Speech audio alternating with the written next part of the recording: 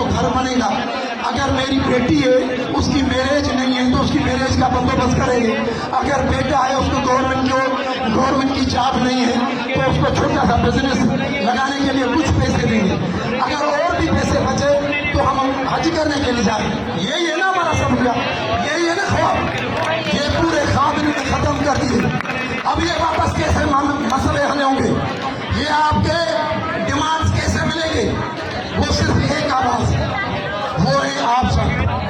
अगर आज नहीं तो फिर कभी भी, अगर अभी भी नहीं निकले, आप मुनज़्ज़म नहीं हुए, आपके जो भी लाइन्स हैं उसमें कोई दरारें आ गई और आप घर बैठे रहे। सिंध के मुलाजिम 6 लाख मुलाजिम हैं, उसमें ज्यादातर घर बैठे हुए हैं।